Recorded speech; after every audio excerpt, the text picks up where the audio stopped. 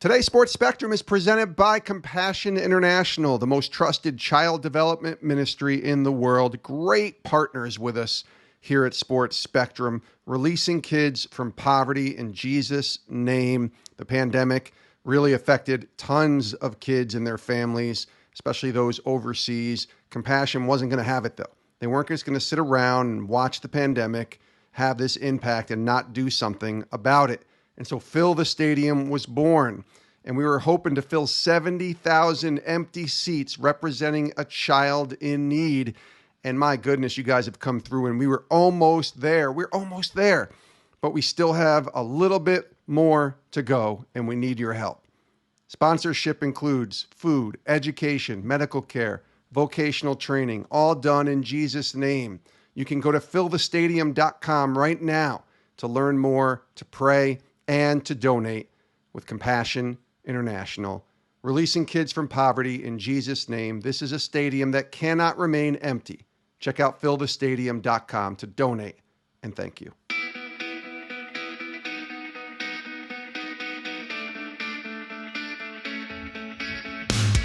This is the Sports Spectrum Podcast, where faith and sports intersect.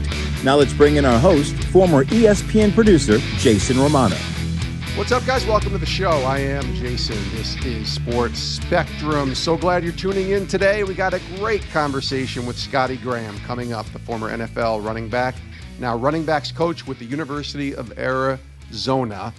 First, I want to tell you about our website, sportspectrum.com. Make sure you go check that out each and every day for all of our content, including devotionals, podcasts, articles, and stories. Really, it's a resource center. sportspectrum.com. It's resource generated. It's stories that you can share with others as we bring Jesus back into the sports conversation. So make sure you check out sportspectrum.com. And when you're there, sign up for our weekly newsletter. Just click that newsletter icon at the top of the website, and you're good to go to receive our weekly newsletter, keeping you up to date on all the happenings and the stories that you may have missed with Sports Spectrum. And you can do all that at sportspectrum.com.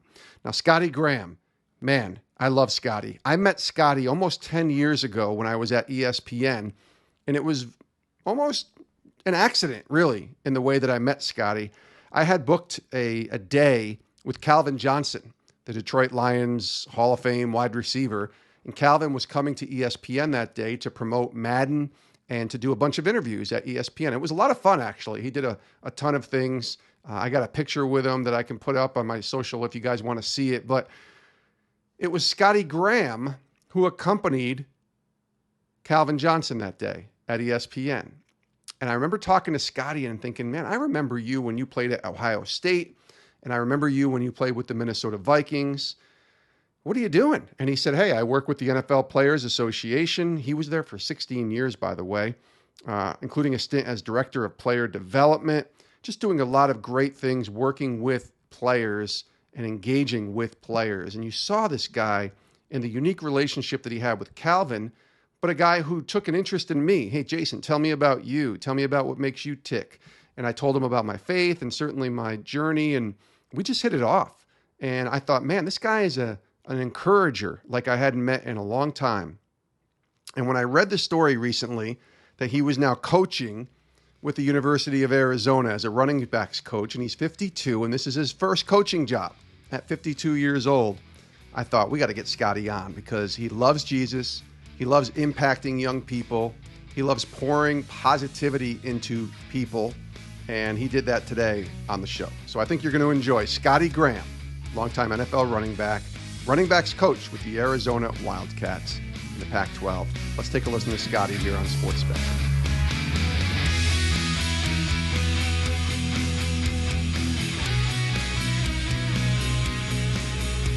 Scottie, welcome to Sports Spectrum. I got to start off by saying, Wildcats, bear down, baby. What's going on, Jason, man? Long time. I'm delighted to see you. I'm glad you're doing well post-pandemic. So that's always a good thing.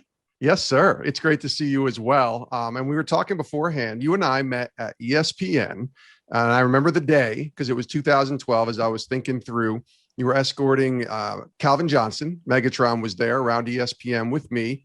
We were taking him through the ESPN car wash around the ESPN campus, doing a bunch of interviews on our various shows. I think he was promoting Madden, in the Madden video game. And, but I remember really taking a liking to you and your personality. We kind of hit it off that day. And I was like, I like this guy, Scottie. You remember that day? Oh yeah. Energy doesn't lie. You just got to pay attention to it. So I've been very fortunate to have good chi or good energy. And, working with young people, they could smell it out just like any other baby or dog. If you're a bad person, they could smell it and go, nah. So I'm thankful that I got good chi, and I'd be remiss if I didn't mention that because of the grace of God. Jesus Christ is why I choose humility. And people are attracted to that humility. I was attracted, I'll tell you that. And you and I hit it off, and we had that great conversation. I'll never forget about faith, and it connected us. And that was a big part of your job. When I think about that energy, that connectivity for many years was player development, player engagement with the NFL's Player Association. Can you kind of share with our audience just at that time, the role and kind of how that evolved with the NFL's Players Association? Well, I'd be remiss if I didn't mention Gene Upshaw. My first 10 years, I was on the labor side, and, Gene knew I could talk to from Peyton Manning to a guy that was, because Peyton wants to know everything, and he'll stay after the meeting. He's cerebral that way. He wants to know everything with the collective bargaining agreement. So my job was to go to a locker room and be able to spread information and disseminate to every medium in that locker room. You have to do it orally. You have to put up, slides, but you wanted to make sure they understood what they were signing off on.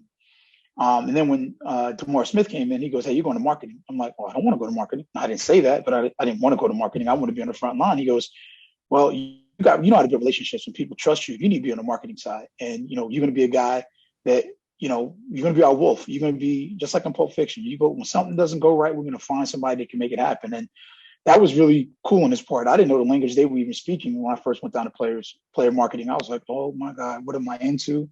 And a good friend of mine, Warren Moon, just said, "Hey man, be Scottie, you'll be fine." And fast forward to now to when I got the job here, he was like, "Just go be Scottie and you'll be fine." So relationships are important. They're important to our head coach. And I did the same thing when I used to work at Arizona State. It was about relationships and who trusts you and who don't. Once they trust you, you got an opportunity to teach them something. And so I've been teaching, my entire life, not necessarily how to run a football, but life. I have a running joke that, most coaches coach from 9 to 5. Well, I'm coaching from 6 to 9 when he leaves you, and they have to make decisions at midnight and 1 o'clock in the morning. They better have some good plays to be able to get home so they don't run this thing into the ground. You have this new role now, Scottie, as a coach, leading the running backs at the University of Arizona. It's your first coaching role, which I guess I didn't know that. But when you look back at your journey, of course, it makes sense because you were with the PA for so many years and then spent some time with Arizona State. So now you're with Arizona as a coach. Tell me about the decision to move into coaching. I just thought about what would I want to do with the rest of my life. And I remember just watching football, and I'm like, I have to be involved in this more. I mean, I have to. I have so much to offer this sport, and it's given me so much. So why not go back to it? And I remember just talking to my wife about it, and she's like, "Go for it." She says, "You said you out like a coach every day anyway, so you might as well do it." Obviously, I'm not a coach, NCAA rules, but I coach them in life, and I just know that once life is good, coaching is easy. So I had a player in my office a minute ago, young player. Every Monday I just want 5 to 7 minutes. How you doing? Just tell me how you're doing. Is everything good? Is anything I can help you with? But we don't talk about football in my office. We talk about life. One of my young men just came in. We were talking about dogs, and he was like, how excited his dog gets when he gets home, and the dog cannot, when he hears his car pull up, he just freaks out.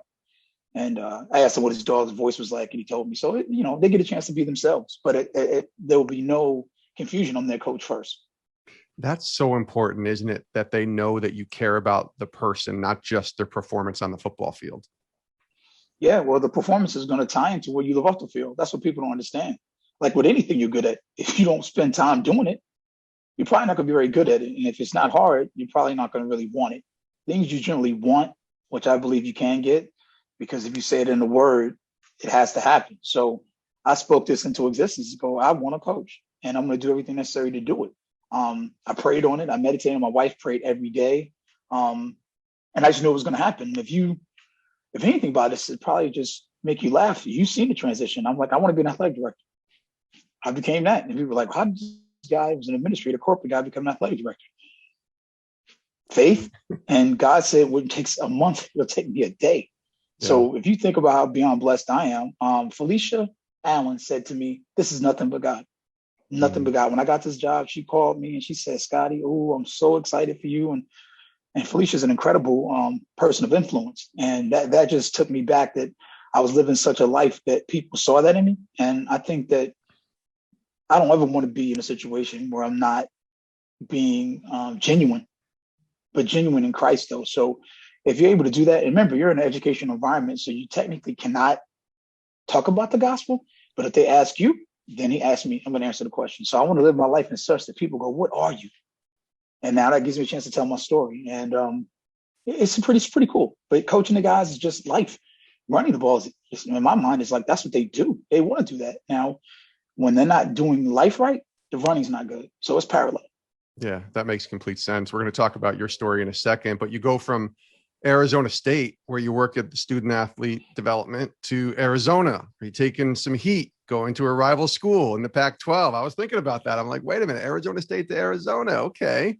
Well, I didn't take any heat. It's not like I was going to Michigan. I mean, I didn't go to school at Arizona. I have 2 degrees from the Ohio State University. I mean, that's true. That's not my rivalry. It's an opportunity to coach. I mean, it was no secret that I wanted to coach. So they gave me an opportunity. I don't look at it as an adversary. I look at it as an opportunity to grow and teach young men to be better young men. Yeah, that's really well said. He is Scottie Graham, the former NFL running back at The Ohio State University in college, played in the NFL for a few years with the Jets, the Vikings, and the Bengals. 0 fumbles I saw in your 6-year career, Scottie. You got to hang on to that one, right? That's a big deal.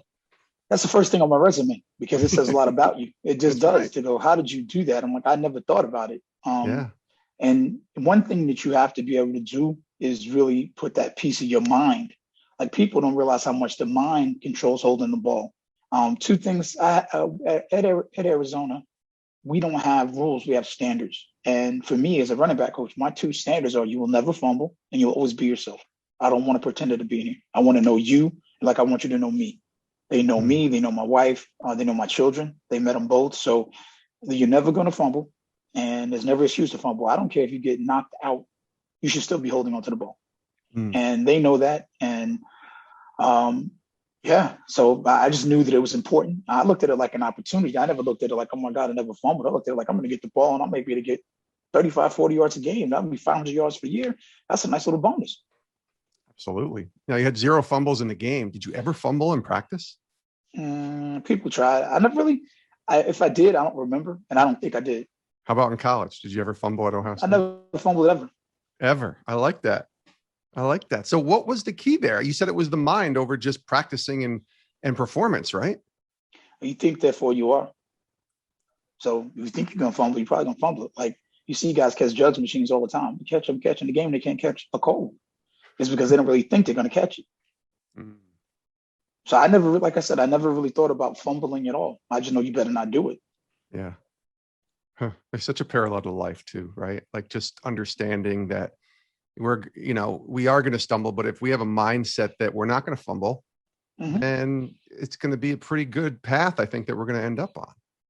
Well, I mean, at the same time too, and I know I get a letter. I mean, I get emails from people all the time that are praying. And the one that came today was amazing. They talked about, scars, and God allowed to have those scars to tell stories. Yeah. So, I mean, I don't mind scars because it's only going to tell my story and make me better. And that's really cool when you're able to get those messages and be able to talk to the kids about them. Because I'm not a big yeller. I talk to them, and this is what I'll generally do like this, and then they know I'm kind of upset at them. Yeah. What are some of your scars, Scottie? When you think back to your journey in your life, what are some of the scars that have helped you and kind of shaped you to come to where you are today and share your story? That's a good one. Just never wanting to fail and putting pressure on myself and what a failure looked like. My mom went to grade 8, as they said. I was the first person to graduate from college. Not growing up with a dad, not being able to go to somebody and go, like my son, he's 28 years old. We talk all the time now, just as father. I never had that. I had coaches that helped me. So those hurt. Because, like knowing I have kids myself, it's like I would do anything for my kids. Did I do something wrong? And I know people understand that, but I've given forgiveness to everything that's ever happened to me. I mean, and having children myself is nothing that I wouldn't do for them. So I can never hold anything against somebody from the way I grew up. I mean, but I get scars every day. I mean, they're your feelings. You'll get over them. And for me, like Mr. T said, I pity the fool.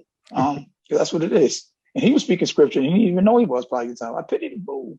I know. So I pity the fool. I mean, Nas said it the best. I wish you the best, even though you wish me the opposite. Sooner or later, we all gonna see who the prophet is. Not having a dad, did that hinder your ability to see God as Father when you were growing No, up? because I always didn't have a heavenly Father. When I was 13 years old, gave my life to Christ. I was good.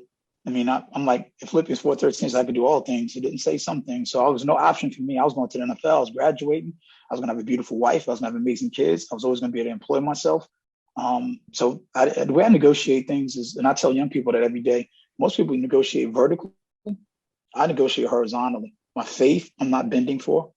My family, I'm not building for. I'm not bending for no foolishness. It's on one line with commas, and at the end it says and love.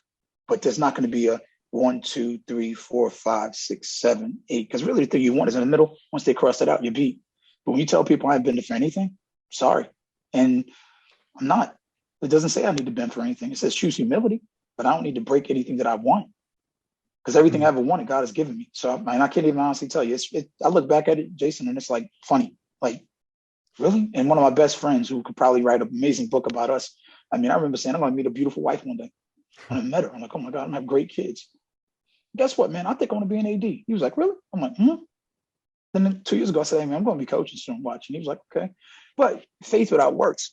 I mean, I put in the work to get there. I built some relationships, So right. If you can cash some of those relationships in, and that's the biggest lesson I could tell 18 to 25-year-olds. They think in their mind that I can do what I want to do. No, your 18 will affect your 50. I.e., I got this job. I played for Brian Billick. I played for Chris Forrester. That's Coach Fish's best friends. So when they said, I need a running back coach, he said, hire Scottie Graham. He said, what? No, hire Scottie Graham. So the people that I knew cared about me, they knew I was going to take care of the ball. They knew I was going to do what I was supposed to do. So you kind of want that guy around you guys. You want a guy that's going to make sure he does it right. Not perfect, but just do it right. So I'm excited about that. Let's take a quick break from our conversation here on Sports Spectrum to tell you a little bit more about Compassion International and our Fill the Stadium initiative. They have been great partners and sponsors with us here at Sports Spectrum. We love what Compassion stands for. We love what they are all about, releasing kids from poverty, helping children in crisis. We know about the pandemic. We know COVID has affected so many, and it's affected 70,000 children and their families that were in Compassion programs as well. And so Compassion and our pro athlete friends decided to join together and stand in the gap for those 70,000 kids, and thus Fill the Stadium was born. And our goal last year was to fill 70,000 seats, empty seats of kids in need. And here's an amazing update. So far, we've filled over 56,000 of those seats. We are almost there. We are about 3/4 of the way there, but it's not a sold-out stadium yet. We are trying to help 70,000 kids, so we get about 14,000 seats to go, and we need your help. Check out fillthestadium.com to donate and help release these children and their family from poverty. We're talking about essential food, medical care, and support for a kid and their family in need during this pandemic. You can go right now to fillthestadium.com and donate today. fillthestadium.com. Who are some of the guys when you got to the league? You were 7th round draft pick, right? So you're behind the 8 ball right there in the 7th round in 1992 to the Jets. Play one season there, and it was actually Pittsburgh. It was actually Pittsburgh that drafted you. Pittsburgh drafted me. You ended up with the Jets though that year, right? That same year, I was on practice squad, and they picked me up and signed me to 2 games, and that was more money than I made all year long. So I took the money. And then you signed a deal with Minnesota, and you're there. That's where you really spend the majority of your career, and probably form the majority of the relationships that you made in the NFL from your playing days. Who were some of the guys when you came in the league spiritually that helped you along on this journey? Because the league is the league, and I've talked to many players, and when they get into that league, it can eat you up. And especially even if you proclaim or say you have a faith, it's still hard. Who are some of the guys that you kind of had that you could lean on and talk to? Solomon Wilcox, and all these guys you're going to love. Solomon Wilcox, I drove him every day. I mean, I literally drove him to work every day. That was my job, to wake him up, and I drove him in every day. Rob Woodson told me to date my wife. I mean, you talking about some incredible men. I mean, just 2 just to name in Pittsburgh. I go to the Jets as James Hasty there. Brian Washington. I mean, you get a chance to Kippy, the running back coach, who's been around forever, was at Tennessee. Chris Carter, I'd be remiss. Warren Moon, these are all good men. And when I'm able to say Warren, my son asked me, was I his friend? He thought about it. And we go sit in the sauna. And he said, hey, yeah, tell me he's your best friend, but you're his dad first. And I'm like, wow, just being able to, Chris Carter, hey, man, then he always gives us a ticket. So use this ticket to go see your son's his promotion for his yellow belt. Being able to go to other men and go, what do you think? And Chris Dome and Johnny Randall, we stay in touch with me and Johnny talk once or twice a month. Warren, I talk to all the time. Me and Warren probably talk, if not 3 times a month, 4 times a month. Sean Salisbury, all those guys I was around some good men. Some contemporaries. Just amazing when you think that I watched Warren Moon in high school and I was playing with him. And Jim McMahon, I'm looking in the huddle like, that's Jim McMahon. Like, that's unbelievable. And Jim just taught me about humility. Jim is, I saw him maybe about a year ago at some quarterback club. He just hugged me. He said, Scott, hey, and when you do it right, people kind of want to, I'm like a gym rat. I was always like a little old dude, I guess. I was about my business and practice started at 9. I'd be there at 7:30 in Ty's office watching film. Tyrone Willingham was a huge fan. Denny Green, man, Brian Billick was a guy, he was got to be the grandfather of technology. He was using PowerPoints from 93, 94. He was literally doing PowerPoints then when nobody else was just using those overheads. And so Chris Forrester, I've had a lot of people to just well-wished and believe, like, I want Scottie to do good. And I'm beyond blessed from the relationships I've been able to build. And so I hope I didn't forget anybody, but Chris is like, Scott, you're gonna be fine, man. Just go to Arizona and be yourself. And I'm like, wow. So one of the things in our pro model is originality. So be yourself. So I get a chance to wake up every day and be the best Scottie Graham I can be, the best version of me. What's a day look like with Scottie in his walk with God and connecting with Jesus? What does that look like each day for you? I pray just everything that I do, can I manifest your word in it? And one of my colleagues at the NFLPA said, are you acting? I said, what are you talking about? He said, I saw you go in a room and what were you doing? I said, I was praying. He said, what? I said, yeah, I was praying. Like, God, can you give me some words that will move these men to understand exactly what I'm saying? And being able to really turn the other cheek, if that makes sense. I guess the big thing people talk about is integrity. And I ask all young people, do you have integrity? They go, yeah, I do. Like, would you ever kill anybody? No. If I had a Glock to your mother's head, would you kill me? Oh, yeah. So be careful. Circumstances will determine what type of integrity you have. So don't let anybody use you. Relationship's good for me and good for you. If it's good for you, bad for me, I'm being used. And nobody told you to be used. So it's always a good thing when the young people come in your office and you go, where'd you go to school? And they go, so-and-so Catholic. You're like, yes, sir. You were chosen from the beginning. Remember that? Now when they come in, they go, I'm like, where'd you go to school? And they're like, so-and-so, so-and-so. I'm like, oh God, no background. Lord, tell me something that's going to make them believe that you actually exist. And I remember one time I had an athlete, they were meeting and they were reading Tim Tebow's book. Yeah. And I said, man, Tim's a great dude. They said, really, you know him, coach? I said, yeah, man, he's a great dude. He's a guy that brought more people to Christ than any other athlete, I think. He just was, you felt it. Like, this dude is different. Yes. And one of the guys comes to my office and he goes, man, he just starts crying. He goes, I'm living my life foul. I haven't done anything. I'm ashamed. I'm promiscuous. I'm drinking too much. And I'm like, hey, you could be fixed just like that. And he just came and I mentored him and he introduced me to his wife. I'm like, oh my God, at the wedding. I'm like, 2 years ago, and this guy becomes team captain. And it's like, then he started having services with his team. And I'm not going to name the team, but he actually has services with his team. Sure. Literally had the guys. And I'm like, the coach was like, hey man, just keep doing what you're doing. These guys are playing amazing. He's in the pro league right now. And to me, that's where my reward comes. When they go, I want you to meet my mom. I want you to meet my, this girl I'm dating, or I want you to meet my dad.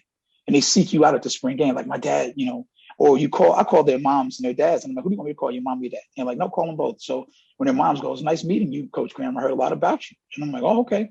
And, they want to hear about their sons. I don't talk about football. I just tell them how they're doing in life. So I'll probably over this next week, because most people will be home on the holidays, I'm going to call the parents again. And a couple of parents come to practice. We talk every day. Yeah. At the end of the day, I coach their kid, and you trust me with them, and I will make sure that I take care of them. I love that. You mentioned integrity being of utmost importance. Define or describe integrity. It's a foundation. It's bylaws. It's Deuteronomy. It's numbers. of how you do things. I was telling somebody the other day, like, turn the other cheek. And they're like, what does that mean? I'm like, well, you turn the other cheek because if it hit this one again, you probably get annoyed. So you turn it. And I don't think they're silly enough to hit you on the other side. And so either you have it or you don't. It's not a situation where you could build it. I think you build it by reading, by studying God's word, because circumstances because I can kill for you. I just can't kill for me. Now, do I want to kill anybody? No. But if you capture my kid and my kid needs to be free, then you got to go. I'm sorry. I'm going to protect those people. I'm going to protect my family. I have to. Not that I want to do anything like that, but I don't want to define what integrity is because, some guys, define integrity like I wouldn't rob a lady. Well, I'm going to rob a lady, but I'm not going to take a ring. That's their integrity. Even thieves have integrity. Integrity is just doing what you say you're going to do. And to me, I use my integrity from what God said. So turn the other cheek. You're fine. Trust me, when people do me wrong or people have done me wrong, I say, all right, no problem. Good luck. You're not going to be able to handle it anyway when you get it. So good luck. And that part of transition, that's what you're made out of. Like Rudyard Kipling, I got a poem called If. And you could do all these things. I mean, it's amazing when I got that poem because I try to give it to people to go, everything you built, they tear it down. And they blame you for everything. What are you going to do? For me, I just prayed harder. It's like, you get me out of this and we get to laugh. But during the time, it's not funny. And what I do, Jason, too, I on my watch, I don't know if you can see it, but there's a butterfly on it. Yes. And so the butterfly reminds me of the phase this butterfly has to go through. I mean, it's like, I'm going to fly. And some people are like, you're a mustache, man. You ain't going to fly. No, I'm going to fly. And guess what? God's going to make me original. I mean, like, nobody's going to look like me. Nobody. Fingerprints, toenails, nothing else is going to look the same. And if that caterpillar rushes the process and gets that wing out of there, and he has one, then he's probably going to be launched. He's going to go to the ground in a circle. He's going to be launched. But if he waits and gets to that process, you're going to sprout wings and fly. And this is not me saying this. This is what the word says. And I won't get tired. So to me, I'm just leaning on what God says. And if he said it, God said, then I say it with some authority. God said he's going to give me a job, not just a regular job. He's going to give me a Power 5 job. Now, you tell me without God that I went from being an administrator to being a Power 5 coach. Yeah, I got an answer for you. God, if you told somebody, you go stop me. Yeah. God, I know at ESPN, I met him, and heck, you met me about Calvin, because Calvin didn't want to go. He didn't want to go. He didn't want to be on the cover of Madden, and we gave money to his, ESPN, EA gave money to his foundation, and at the end of the day, me and Calvin are still friends today. He was mad at me. He was mad. I don't want to get hurt. I'm like, you got hurt last year, and you weren't on Madden, so just take the money. I mean, he didn't need it, but once he got there, he was like, wow, I like this. I'm glad I came. Trust me, it wasn't fun. Trust me, it wasn't fun. But again, I had to fix something I had nothing to do with. And so I spoke to his heart, and we talked about wives. Yes, why did I get married? And he does a lot of philanthropy. And I said, you'll meet somebody in philanthropy. So his family's great. I mean, they're all doctors. He's one of the best ever people that I think I've met in my life. I know his mom. So yeah, I mean, those things you call it luck. Preparation means opportunity is luck. If I don't go and do the internships, I don't see Chris Forrester. I don't see Bobby Turner. I sit back and go, I want to coach. It took some action. And, it took some bravery. And I was scared. Oh, boy, I was scared. I'm like, man, you're looking for a job while you have a job. Your employee might be a little upset. And then you don't have a job. So it's like, you know what? I want to do this. So I made it known. I remember I sent out a tweet when I left the 49ers. And I'm like, after doing this internship, I realized that I can actually call myself an expert. I played this game. I've coached this game. I raised money for this game. I help other people.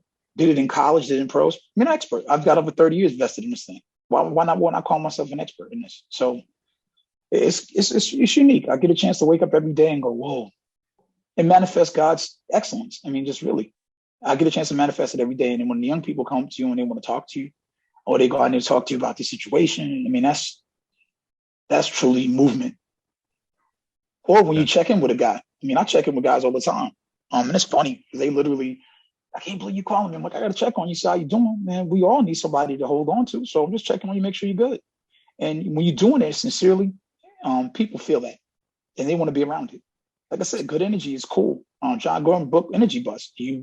Are you a vampire? No. And then the way I get fed is by compliments. It's almost like that Monsters Inc. Like I guess it was laughter.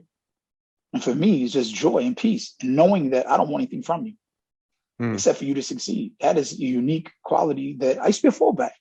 Trust me, every once in a while they gave me a ball, but I didn't want to play fullback. But guess what? It made me a good pro because I could block. So they would have cut me every year. Then they realized, you know what? Randy Moss, Chris Carter, they blitz. Who's going to pick it up? Obviously, with other running backs, they can do it. But they knew I was going to do it. Yeah. And also, too, being a good teammate. My teammates, all my teammates. I talked to Robert Smith the other day and Eddie McDaniel and Chris Walsh. They were funny. I was going through the airport. We want to, like, all of us on the phone call at the same time. And we just laughing about some of the old times. And, it's good. You're bringing the energy today here on Sports Spectrum, Scottie. Appreciate you. As we wind down, I'm really fascinated to learn what God has been teaching you lately, especially when you think back to the last year and a half, right? And everything that's changed in our world since March of 2020, but where you are today and where God's brought you through.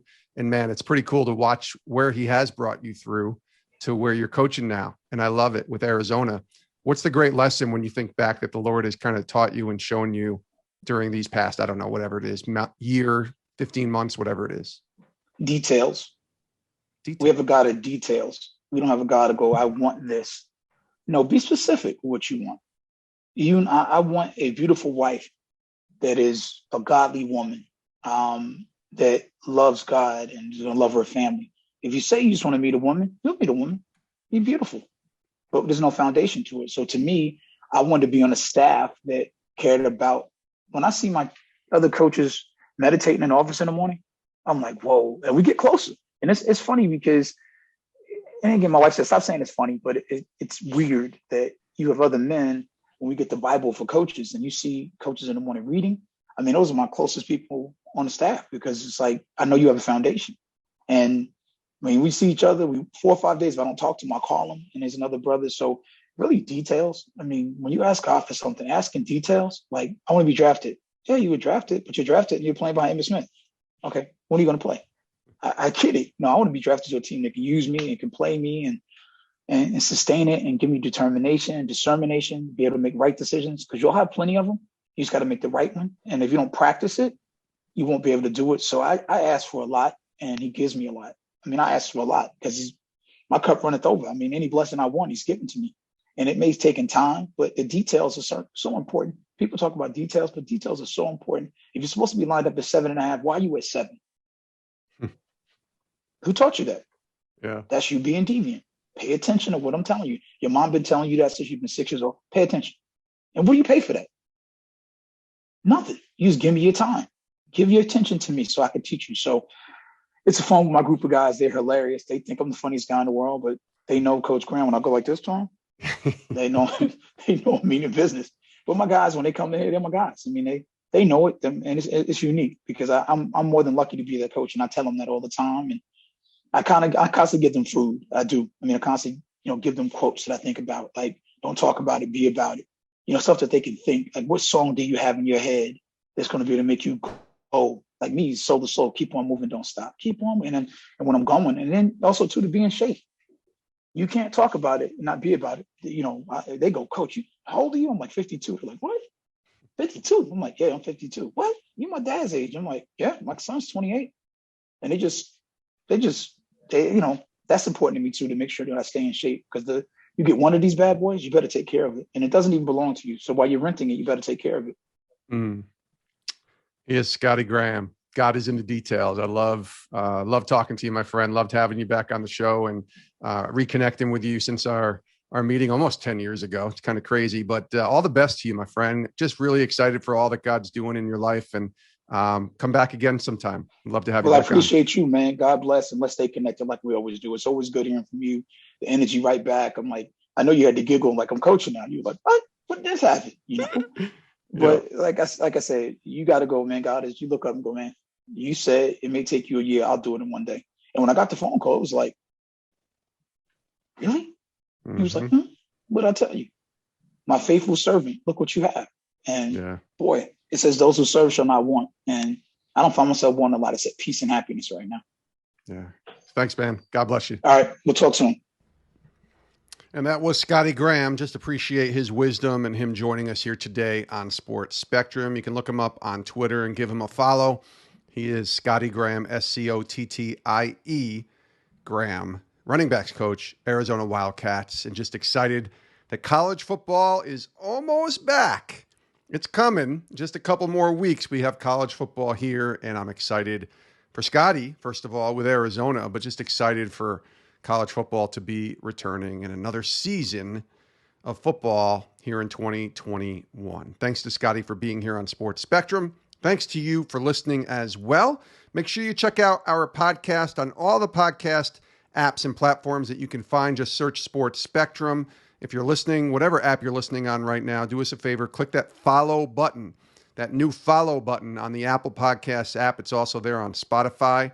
That way you never miss an episode of Sports Spectrum. It's like subscribing in the old way, but now it's just clicking that follow button so that you never miss an episode of Sports Spectrum's podcast. And tell someone about today's show if you could. It would mean a ton to share this podcast with someone that you know and introduce them to Sports Spectrum. Like we said, we are a resource-generated media ministry. That means we have resources that you can use to tell others about Jesus. We just do it through sports. But we have this opportunity here to bring interviews like Scottie Graham to you. Then you can share it with someone else, and maybe they hear about Jesus for the first time. So again, share this, tell someone about Sports Spectrum, check out our website, sportspectrum.com, and then join us next time right here on the show. My name is Jason Romano. We really appreciate you tuning in, and we'll see you next time. Have a great rest of your day.